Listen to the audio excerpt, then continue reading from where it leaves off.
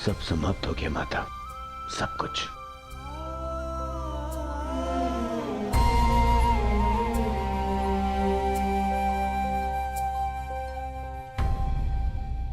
कुछ नहीं बचा, कुछ भी नहीं बचा। काल के साथ मेरी विजय, मेरा सुख, मेरा स्वप्न, सबका अंत हो गया। मां मुझे क्षमा कर दीजिए, मैं आपके पुत्रों की रक्षा नहीं कर पाया, परंतु मां मेरे 100 भाई मारे गए, 99 वो जो आपके गर्भ से जन्मे,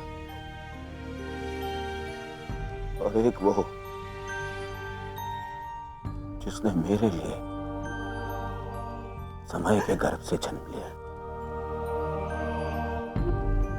मेरा मित्र कर्ण, तो नहीं रहा माता। माता आपको 100 पुत्रों की माता होने का वरदान मिला था ना माता, तो मुझे सदा 100 भाइयों के भाई होने का वरदान क्यों नहीं मिला माता?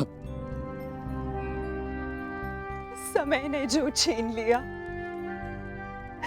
उसे लौटाया नहीं जा सकता पुत्र, परंतु जो अब मेरे पास शेष है उसे रहने दो।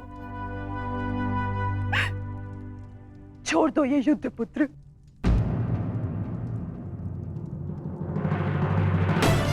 नहीं नहीं नहीं माता, नहीं माता श्री, इस युद्ध में मैं इतना कुछ खो चुका हूं और कुछ पाने की इच्छा भी शेष नहीं। अब यदि कुछ शेष है तो वो है मिटा डालने का संकल्प, उन पांडवों को मिटा डालने का संकल्प। अब ये युद्ध नहीं रुकेगा। अब या तो आपका पुत्र जीवित रहेगा और या फिर वो पांडव के प्राण बदले में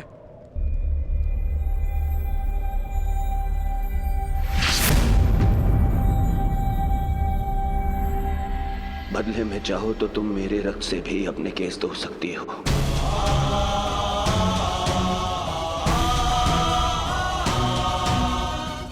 मेरा रक्त ले लो, मेरा मित्र मुझे दे दो।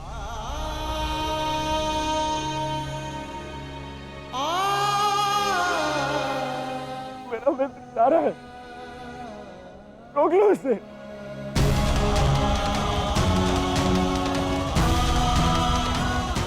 क्षमा भी मांग ली मैंने, ले लो, और मुझे मेरा मित्र लौटा दो।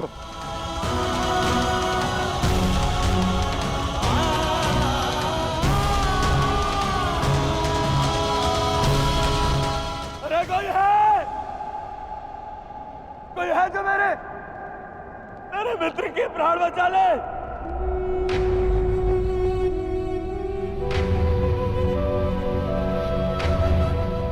हाँ, वासुदेव, मैंने सदा तुम्हें चलिया कहा, परंतु पूरा संसार तुम्हें ईश्वर मानता है ना? तुम यदि सत्य में ईश्वर हो, मुझे मेरे मित्र के प्राण दे।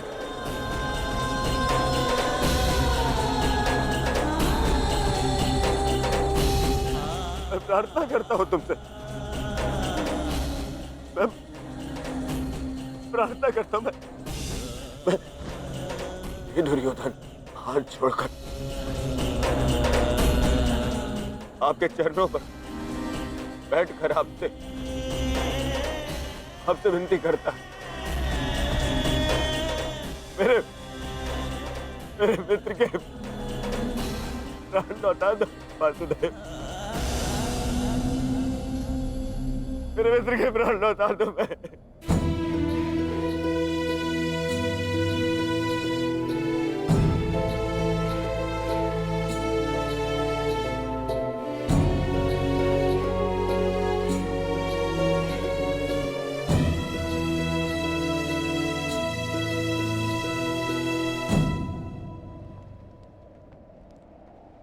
मित्र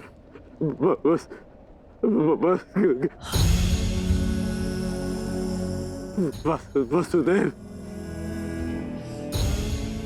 मैंने कहा था ना आपसे कि मेरा चैन उचित था, उचित था मेरा चैन।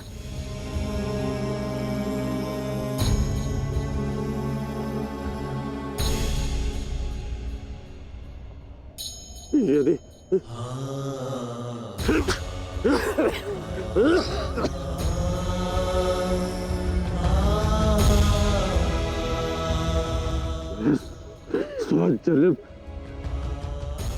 स्वजन्म मिलूंगा ना, तभी यही मेरा चैन होगा। मैं अपने मित्र को ही चुनूंगा।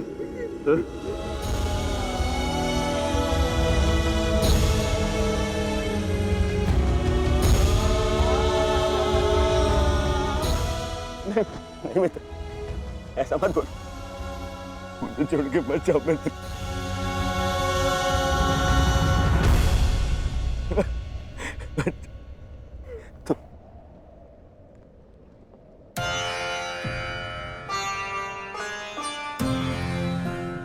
तुमने सदैव मेरा साथ दिया, मुझे अपनाया।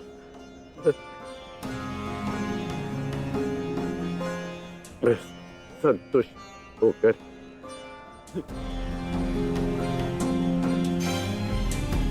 अपने प्राण छोड़ रहा हूँ।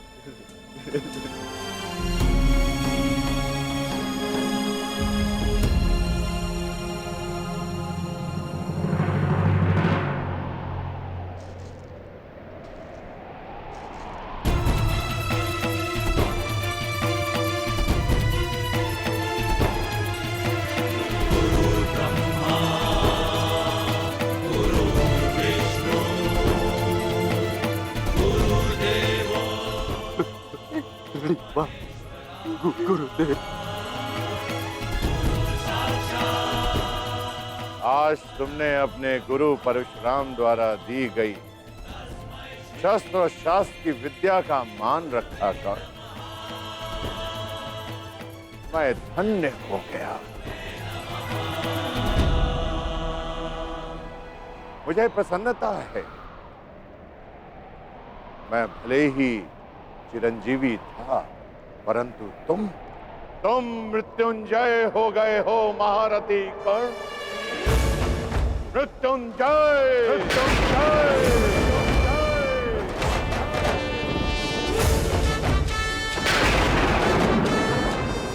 तुम्हारे जैसा सर्वश्रेष्ठ धनुर्धर न कभी इस धरा पर हुआ है और ना ही कभी होगा, और ना ही कभी होगा, ना ही कभी होगा।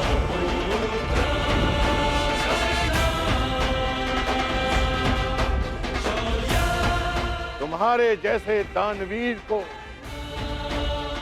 ये संसार सदैव स्मरण करेगा। आज तुमने मेरे पृथ्वी पर आने के कारण को सफल कर दिया कर्ण। तुमने रणभूमि में कोई भी अस्त्र, कोई भी शस्त्र, कोई भी कवच, कोई भी ढाल अपने सामने सबको निरस्त कर दिया। अपने सामने उसे शूद्र सिद्ध कर दिया। तुम श्रेष्ठ नहीं, सर्वश्रेष्ठ होकर सर्वश्रेष्ठ।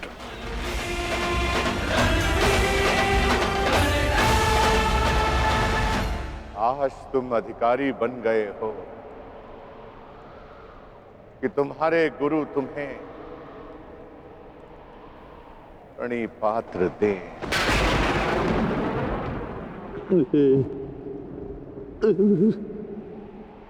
तुम्हारा कल्याण हो।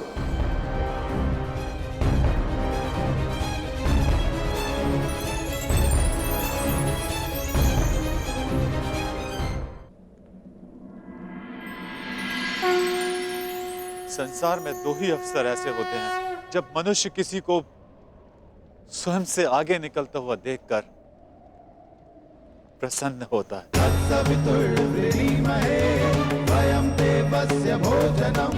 गर्वित होता है। पहला अवसर जब शिष्य गुरु से आगे निकल जाए, और दूसरा अवसर जब पुत्र का यश पिता के यश से ऊंचा उठ जाए। आज मेरे पुत्र कर्ण ने अपने पिता सूर्य का तेज कई गुना बढ़ा दिया।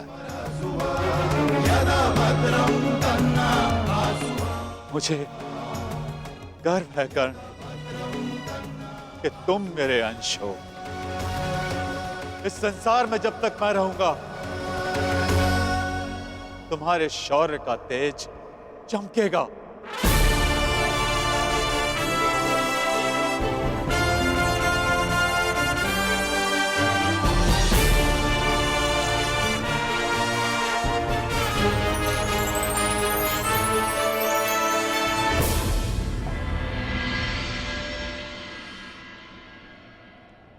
समय आ गया है सखा।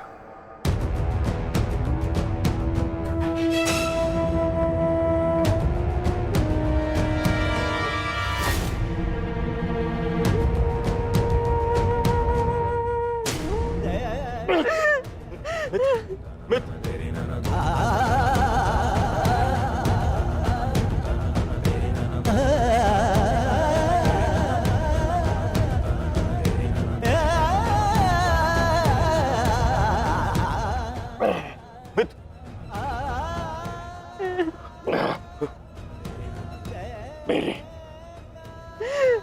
अंतिम इच्छा पूर्ण करना। परिवर्तन के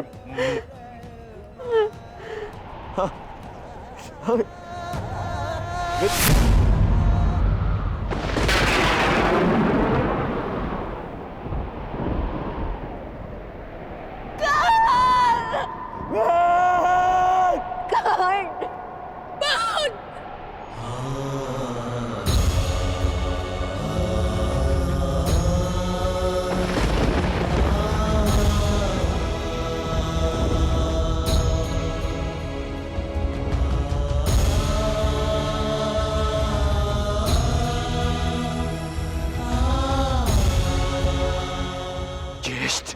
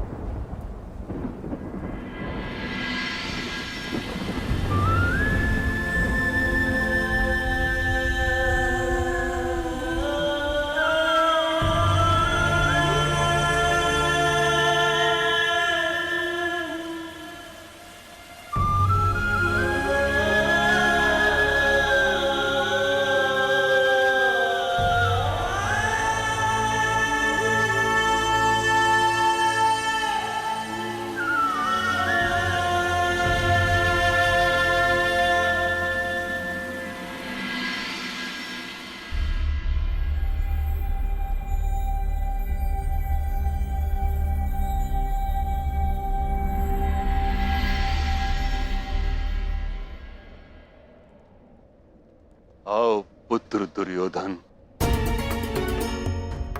कदाचित अब तुम्हें आभास हो गया होगा, यह युद्ध अनायास था।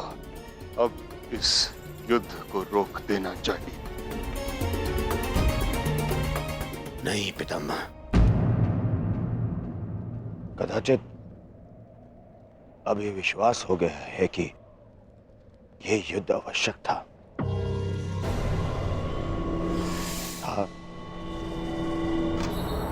और है भी पितामह। आज आपके वंश का पहला दीपक बुझ गया पितामह।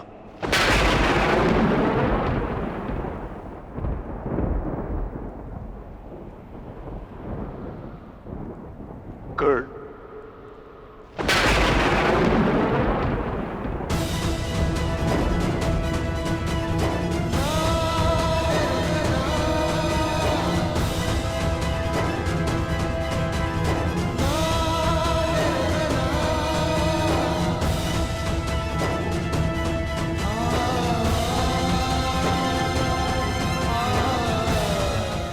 अर्थात आप भी जानते थे कि कर्ण मेरा ज्येष्ठ, फिर भी आप मौन रहे। क्यों? क्यों पितामह?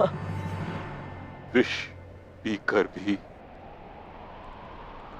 जिसके मुख पर मुस्कान हो, उसका भेद खोलकर उसके बलिदान का अपमान नहीं किया जाता पुत्र।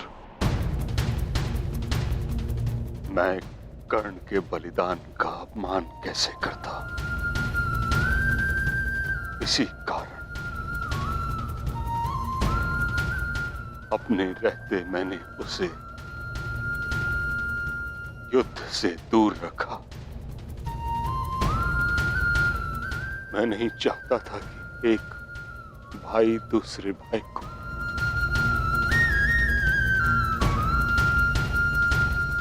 नहीं,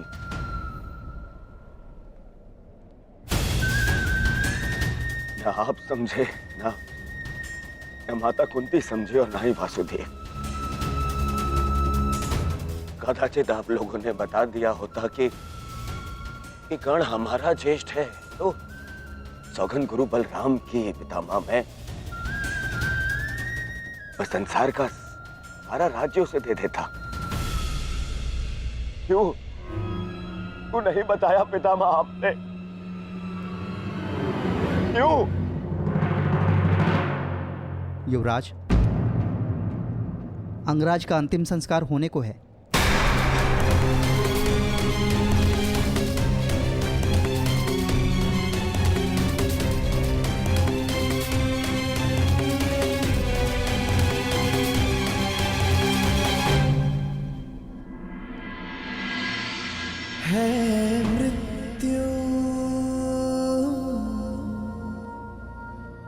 तैयार यदि तुम आने को,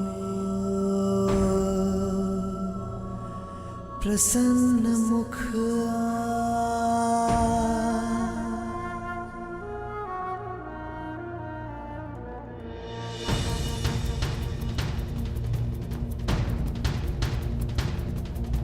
द्वार खुला है तेरा स्वागत, वीर खड़ा द्वारे अभयागत।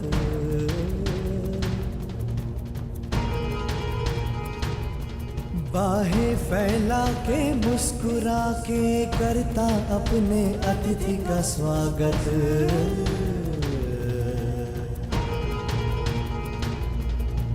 वीर गति पाके एक बालक आया, तेरे आंचल छाया। क्यों ईश्वर, क्यों क्यों स्त्री को ये शक्ति दी कि वो कोई भी बात छुपा कर रख सके? पहले संतान को 9 महीने अपने गर्भ में रखे, फिर अपने संतान से जुड़े सत्य को अपने मन के गर्भ में रखे। अगर मैंने जीवन में कोई भी पुण्य किया तो मेरी प्रार्थना सुन ले कि आज के पश्चात कोई भी स्त्री कोई भी रहस्य ना छुपा सके।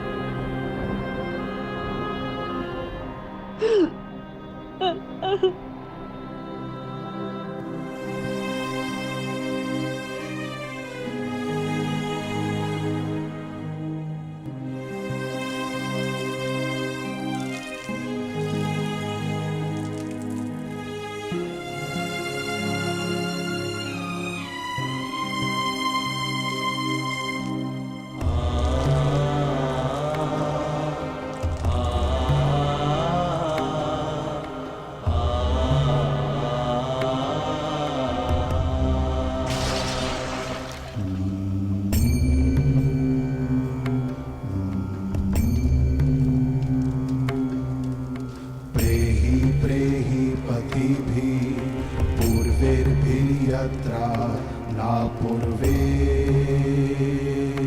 पितरपर्युः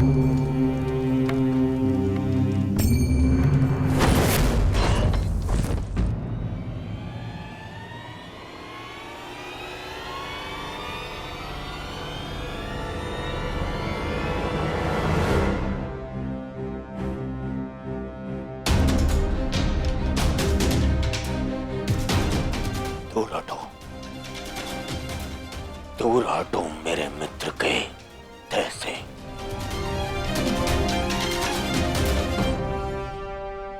इसका अंतिम संस्कार करने का साहस मत करना युधिष्ठिर, अन्यथा यहां 5 और चिताएं जल जाएंगी।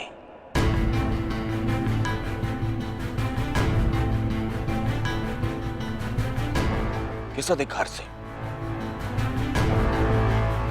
किस अधिकार से तुम इसका अंतिम संस्कार कर रहे हो? कौन लगता कौन है तुम्हारा? कुछ क्षण पहले पता चला कि इसका और तुम्हारा रक्त एक है, तो तुम्हें अधिकार मिल गया कि तुम इसका अंतिम संस्कार कर दोगे। नहीं, नहीं युधिष्ठिर,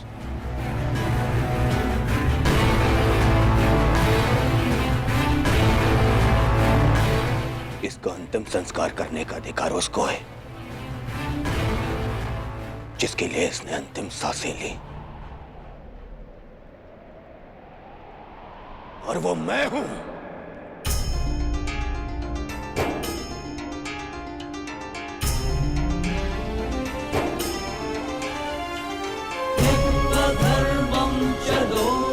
मेरे माता पिता देख नहीं सकते, परंतु उनकी आंखों में भी एक स्वप्न है।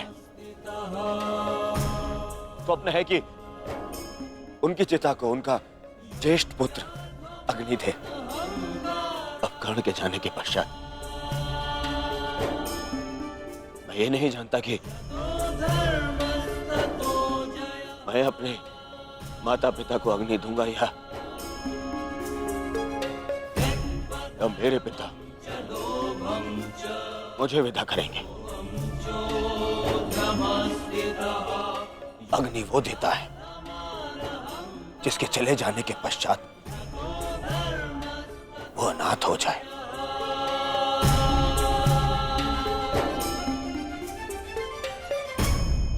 और कर्ण के चले जाने के पश्चात मैं अनाथ हो गया हूं, इसीलिए उसे अग्नि देने का अधिकार केवल मेरा है, और मुझसे ये अधिकार कोई नहीं छीन सकता।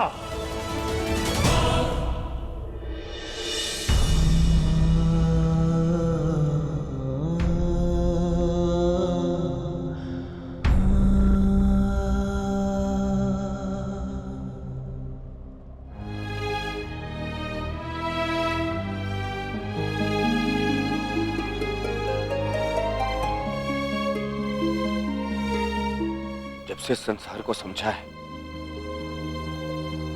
तब से तुमने मेरा साथ दिया है मित्र। मैं भी तुम्हारा साथ दूंगा।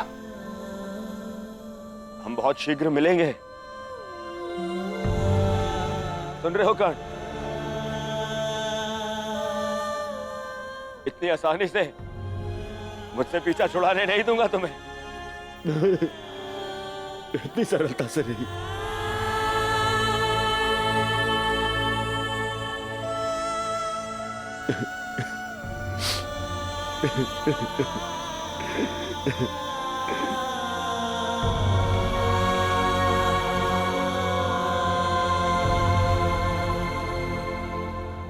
यह एक वीर की अंतिम यात्रा का प्रयाण है दुर्योधन। इसे शांति के साथ विदा करें। ज्येष्ठ की आत्मा को कष्ट होगा यदि सब एक साथ अग्नि न दें।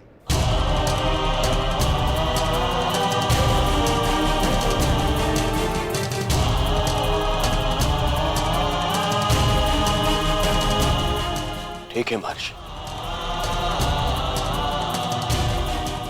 अपने मित्र की शांति के लिए मुझे यह भी स्वीकार है।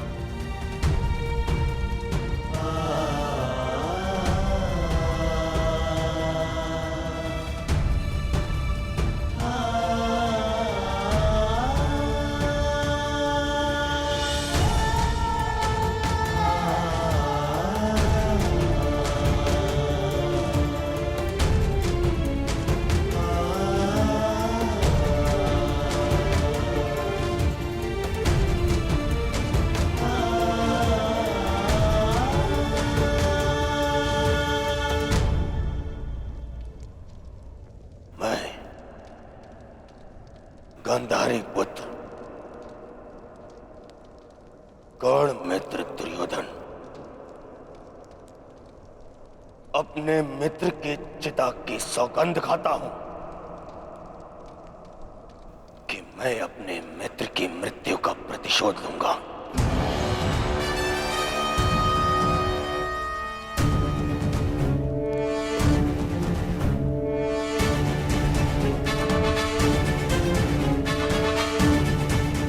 अब ये युद्ध ना इंद्रप्रस्थ के लिए है और ना ही हस्तिनापुर के लिए। अब ये युद्ध है तो केवल मेरे मित्र के प्रतिशोध के लिए।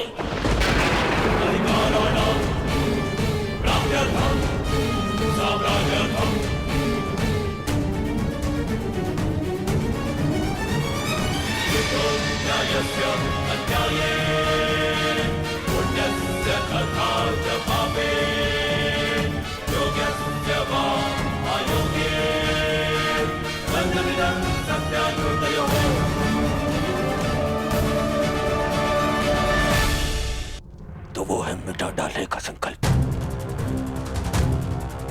उन पांडवों को मिटा डालने का संकल्प।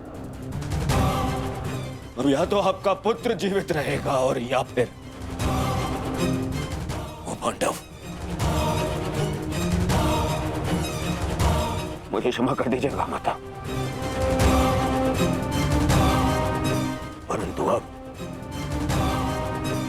अब ये युद्ध नहीं रुकेगा, नहीं रुकेगा ये युद्ध।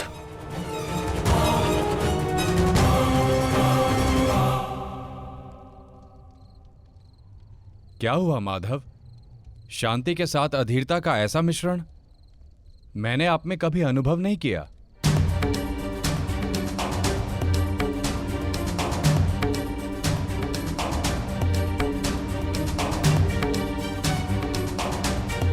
मौन क्यों है माधव? क्यों आप हर बार उस योद्धा का अंत कर देते हैं जो इस युद्ध का अंत कर सकता है? क्यों माधव, क्यों? जिसे हम अंत समझते हैं वो एक नया प्रारंभ होता है बारबरी। जिसे हम काया का अंत समझते हैं वो कायांतरण होता है। और जिसे तुम एक योद्धा का अंत समझ रहे हो वो एक नए परिवर्तन का प्रारंभ है। उचित कहा माधव। हर अंत में ही एक नया प्रारंभ है, परंतु यह आवश्यक नहीं कि हर अंत के पश्चात एक नया परिवर्तन जन्म ले, क्योंकि कभी कभी एक अंत एक प्रतिशोध को जन्म देता है, और वो हो चुका है। एक नया प्रतिशोध जन्म ले चुका है माधव।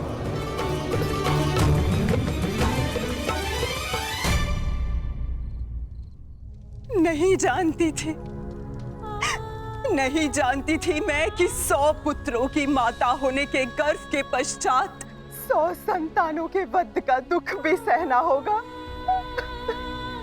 यही प्रश्न मेरे मन में बार बार उत्पन्न होता है गांधारी। जब महादेव ने तुम्हें स्वयं शतपुत्रवती बनने का वरदान दिया है तो क्यों वही एक एक करके हमारे पुत्रों को निगल रहे हैं?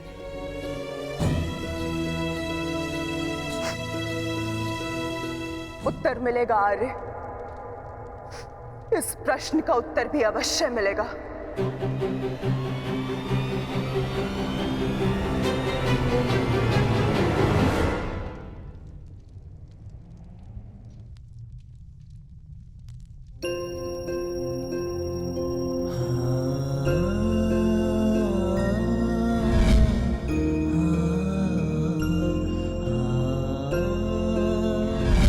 ये श्राप मुझे क्यों नहीं मिला कि मैं युद्ध में बाण चलाना भूल जाऊं?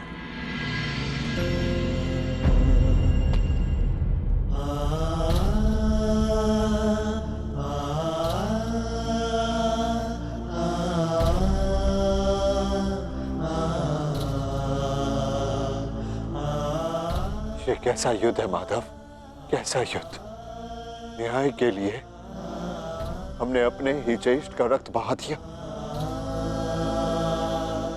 और क्या बलिदान मांग रहा है ये महायुद्ध हमसे?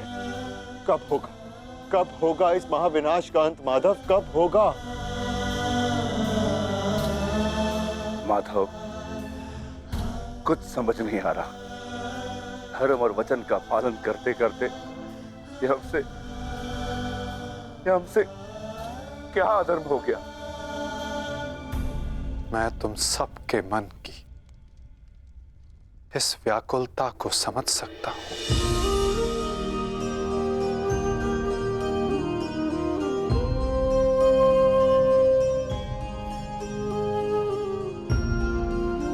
तुम सब इतने समय से इस सत्य से वंचित थे, किंतु इसका कारण स्वयं तुम्हारे ज्येष्ठ थे।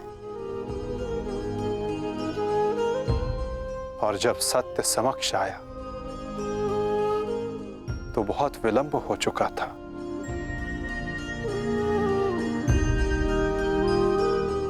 नकुल, सहदेव, ये तुम्हारा उत्तरदायित्व है कि अपने ज्येष्ठ के इस बलिदान गाथा को इस संसार में सुनाकर सदैव इस संसार के हृदय में जीवित रखो।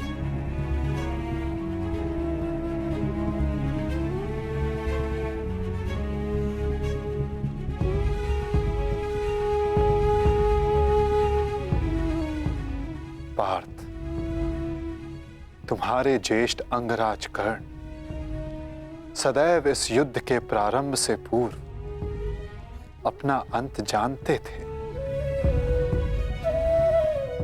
वो इस युद्ध का परिणाम भी जानते थे पार्थ।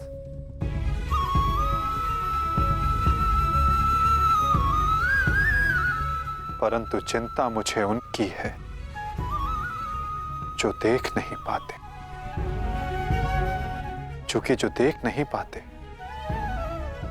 उनकी इच्छाओं का परिणाम बहुत घातक सिद्ध हो सकता है।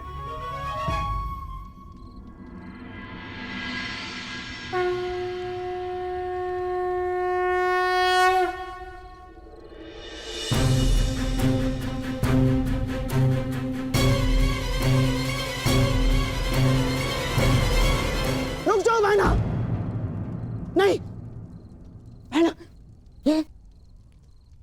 ये क्या करने जा रही हो तुम? इस समय ना तो मैं आपकी बहन हूँ भ्राताश्री और ना ही हस्तिनापुर की महारानी गांधार नरेश।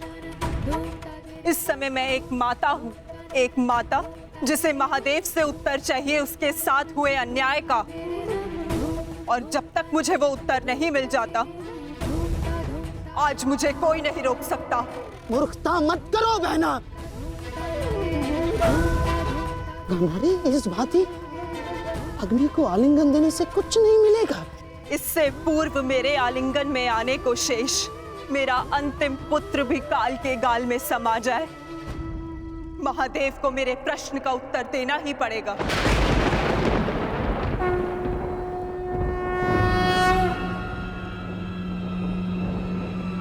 नहीं बहना, मैं तुम्हें ऐसा नहीं करने दूंगा, नहीं करने दूंगा मैं तुम्हें ये सब कुछ ना।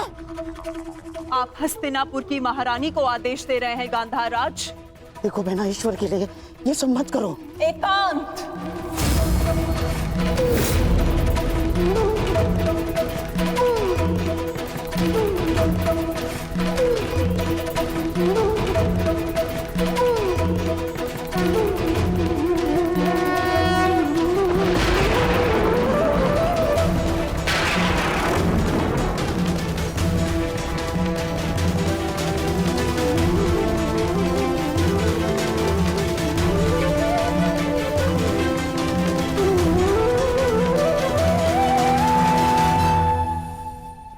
संहार के देव है ना महादेव,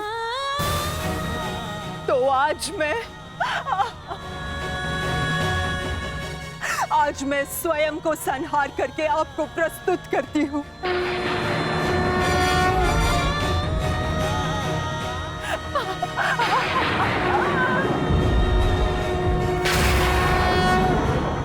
आपने मुझे शतपुत्रवती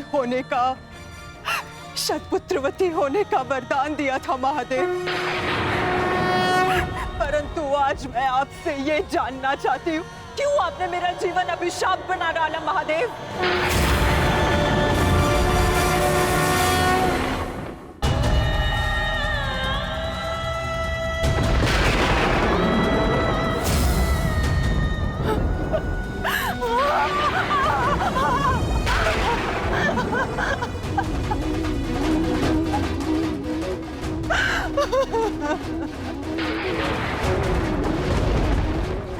प्रकट होइए महादेव,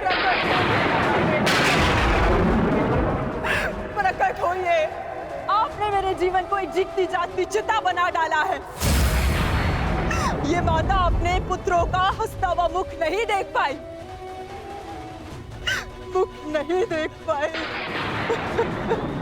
परंतु उनकी चिताओं की अग्नि को अनुभव किया है महादेव। या तो आप अपने उत्तर से मेरे मन को शीतलता दीजिए, अन्यथा मुझे जीते जागते जल जाने दीजिए।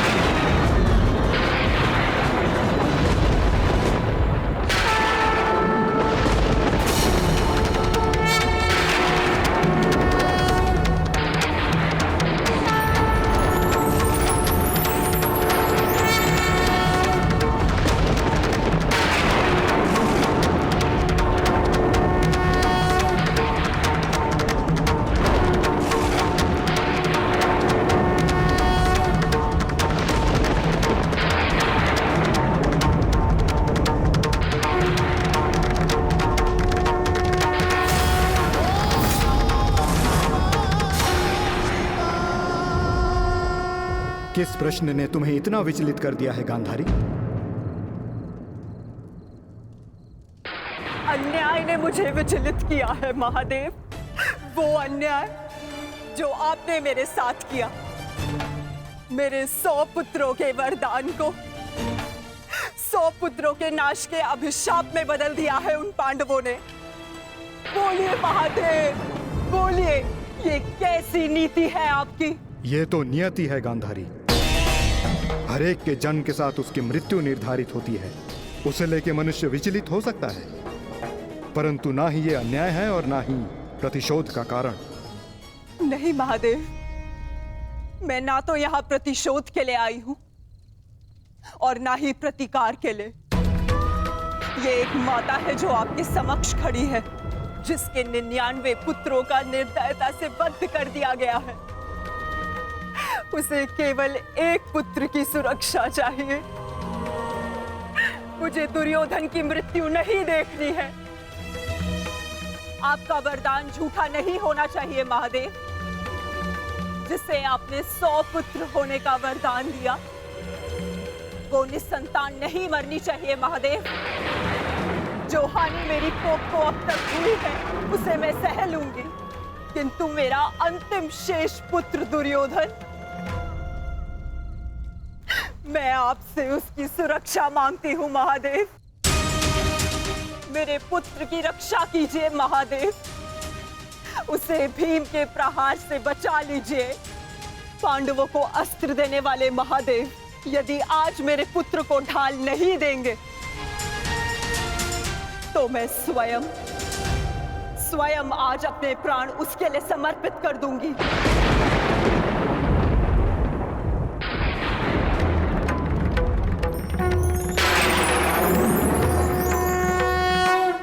तुमने अपने पुत्र के साथ अन्याय किया है गांधारी। एक माँ अपनी संतान को देख देख जितनी प्रसन्नता पाती है, उसकी संतान अपनी माँ की दृष्टि से उतनी ही शक्ति भी पाती है। परंतु मैं कुछ समझी नहीं महादेव। तुम्हारे पुत्र की सुरक्षा अब तुम्हारे हाथ है गांधारी। वर्षों से आंखें बंद करके जो तप अर्जित किया है, उसका प्रयोग करो। तुम्हारी दृष्टि तुम्हारे पुत्र के शरीर को वज्र का बना देगी।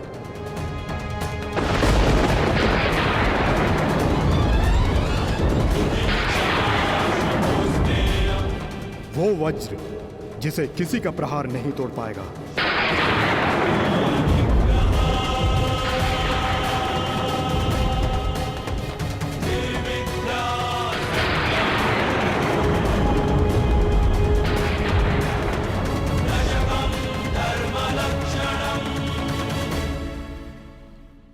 ये आपने क्या कर दिया महादेव?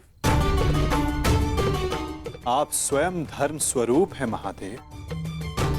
फिर धर्म स्थापना में आप बाधा कैसे बन सकते हैं?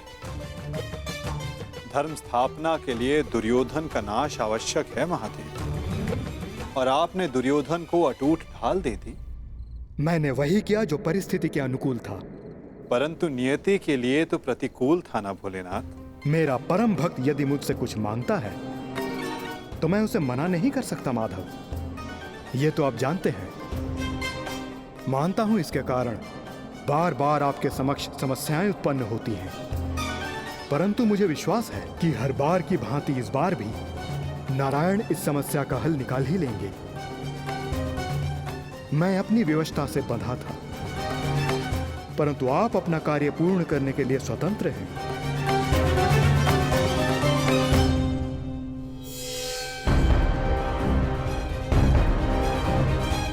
नियति के अनुकूल पर नीति के प्रतिकूल।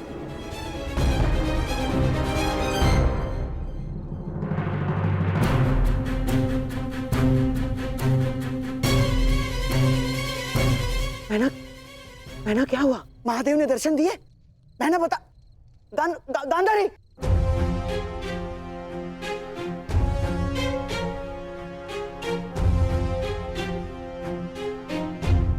महारानी।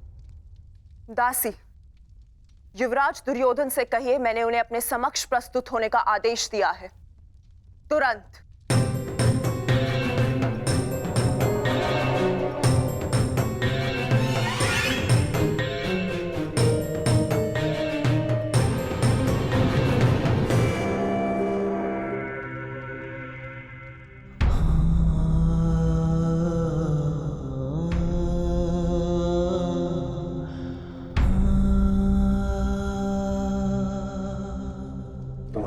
मृत्यु का प्रतिकार मैं एक एक से लूंगा मित्र,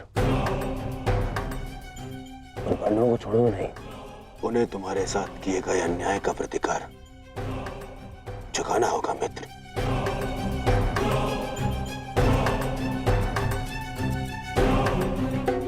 युवराज दुर्योधन, मैं मद्राज आज तक किसी के सामने नहीं झुका, परंतु आज मैं अपना सर झुकाकर अपनी भूल को स्वीकार करने आया हूं। मद्राज, चक्र निकालने में मेरी सहायता कीजिए। तुम भूल रहे हो अंगराज, तुम सूत पुत्र हो, तुम स्वयं अपने रथ का चक्र निकालो। मद्राज, मुझे मेरा विजय धनुष दीजिए। नहीं अंगराज, मैं तुम्हारी आज्ञा का पालन नहीं करूंगा।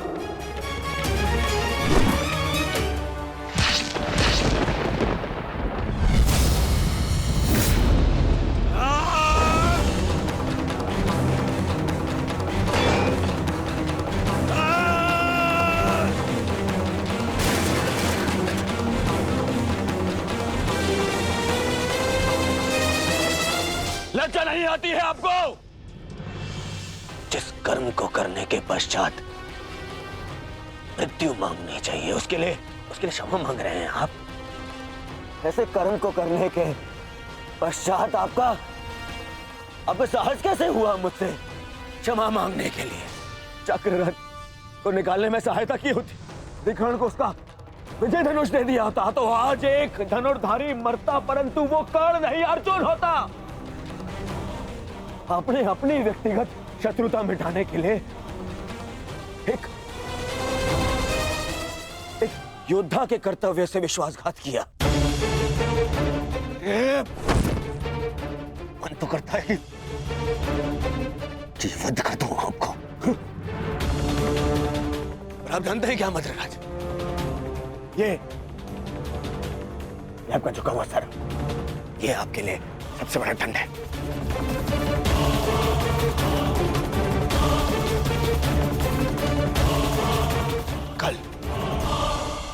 कल प्रातः काल सूर्योदय से पूर्व आप युद्ध भूमि से अस्त हो जाएंगे।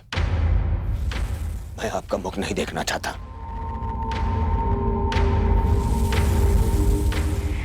मैं कर्ण की मृत्यु का प्रतिशोध लेना चाहता हूं युवराज।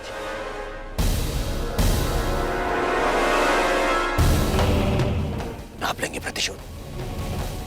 मैं लूंगा प्रतिशोध, और उसके लिए मुझे आपकी आवश्यकता नहीं है।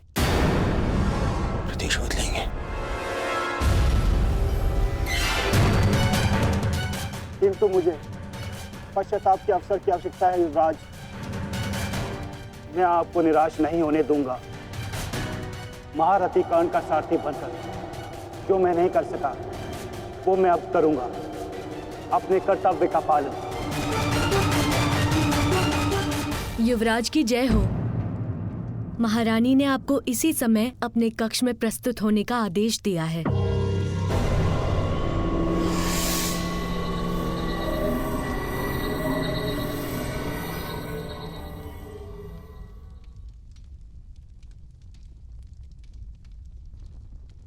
पिताश्री, माता ने यूं अचानक मुझे स्मरण क्यों किया? इस समय एक माता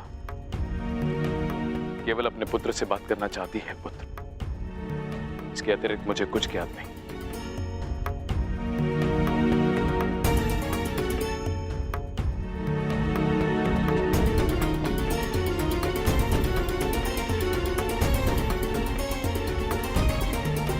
प्रणिपात माता, आपने मुझे स्मरण किया।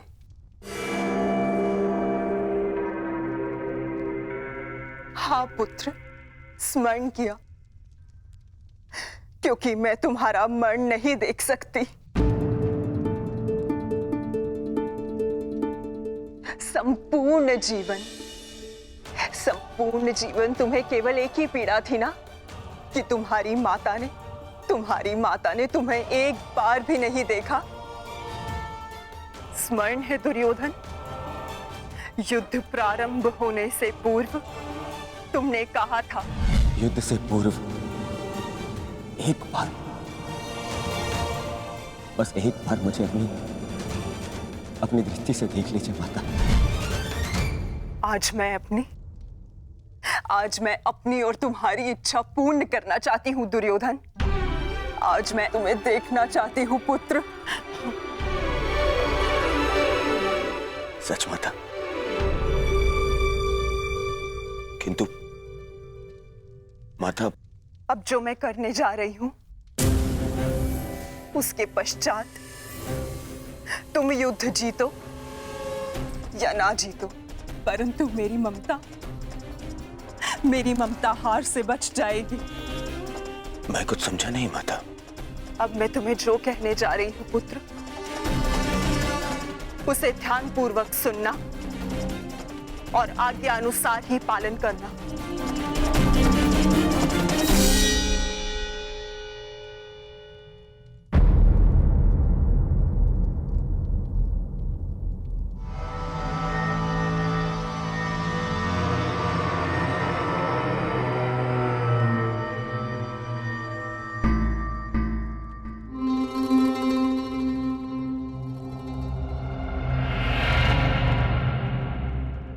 दुर्योधन, क्या हुआ? क्या कहा गांधारी ने? और उसने तुम्हें क्यों बुलाया था? गंगा स्नान के लिए जाना है मामाश्री। गंगा स्नान? किंतु क्यों दुर्योधन? देखो दुर्योधन, तुम अपने मामा को कुछ नहीं बताओगे? हैं? ये स्नान, ये क्या है सब कुछ? माता के आदेश का पालन करने के लिए, किंतु परंतु नहीं पूछते मामाश्री। मैं भी तुम्हारे साथ चलता हूं।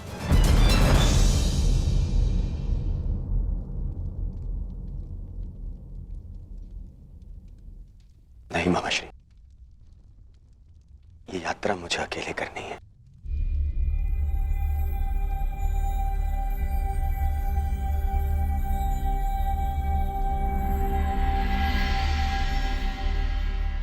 आइए आप सब भोजन ग्रहण कर लीजिए। किन हाथों से भोजन ग्रहण करें पांचाली?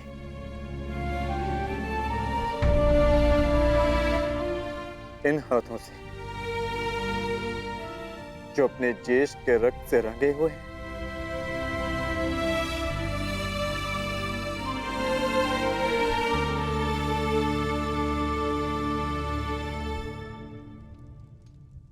जाओ पार्थ, जाकर विश्राम कर लो। कल प्रातः पुनः युद्ध प्रारंभ होगा और उस युद्ध के लिए सज्ज रहना होगा तुम्हें। परिवर्तन के लिए ज्येष्ठ ने अपना जीवन त्याग दिया। कुछ परिवर्तनों को लाना नहीं होता पार्थ, उन्हें होने देना होता है। तुम अपना कर्तव्य करो पार्थ। फल हो या परिवर्तन, जो भी होगा स्वयं होगा।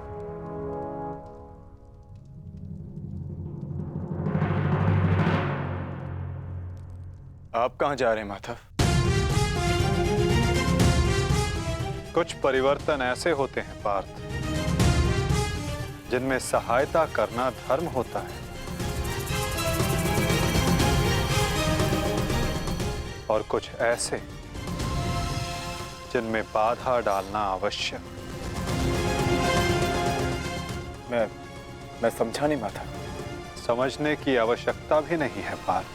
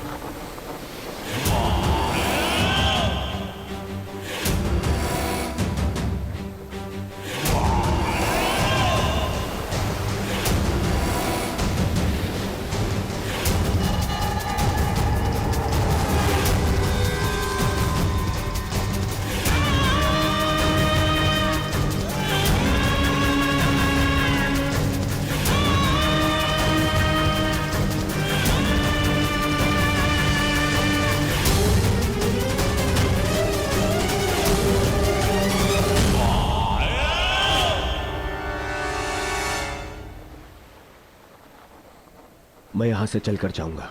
क्षमा करना युवराज, किंतु माताश्री का आदेश है। मुझे पूर्णतः निर्वस्त्र होकर उनके समीप जाना है। परंतु यहां से महल तक का मार्ग बहुत लंबा है प्रभु, आपको कुछ पहनना होगा। अगर प्रजा की दृष्टि में आए तो राजवंश उपहास का भाजन बनेगा।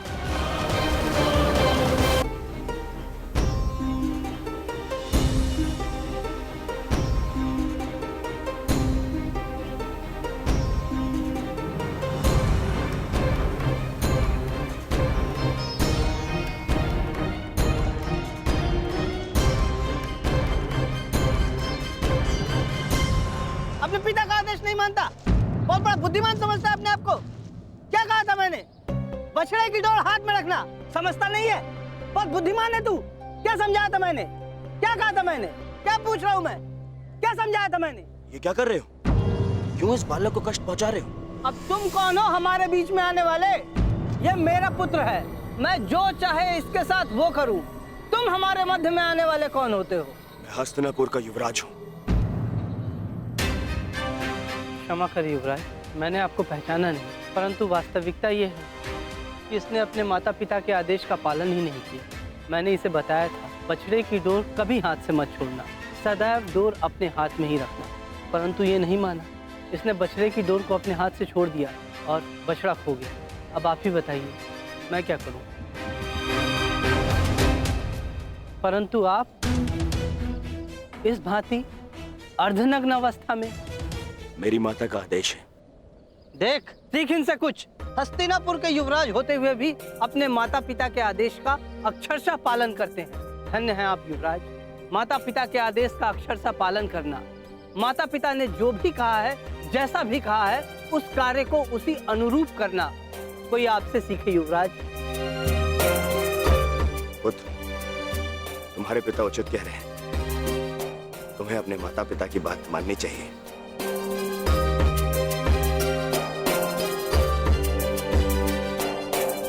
माता पिता के आदेश का अक्षरशः पालन करना, माता पिता ने जो भी कहा है, जैसा भी कहा है, उस कार्य को उसी अनुरूप करना कोई आपसे सीखे युवराज।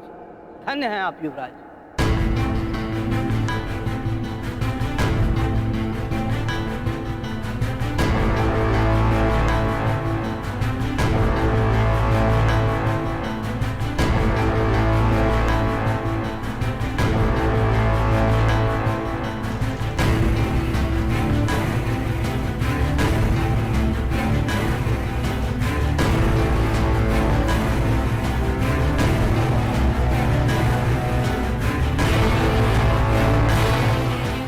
माता के आदेश का पालन कर रहे हो दुर्योधन, परंतु गंगा स्नान के पश्चात यूं वस्त्रहीन क्यों होकर आए हो?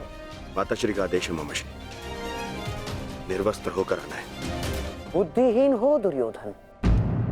माता के लिए तो बालक ने गर्दन से नीचे भी वस्त्र ना पहना हो तो वो नग्न कहलाता है। और शास्त्रों में भी लिखा है कि युवा होने के पश्चात एक पुत्र ने अपने माता के समक्ष और एक भाई ने अपने बहन के समक्ष निर्वस्त्र नहीं जाना चाहिए। पुत्र पौत्र वाले हो गए हो ना दुर्योधन, न जाने तुम्हें बुद्धि कब आएगी। माता के समक्ष यूं अवघड़ बनकर जाओगे?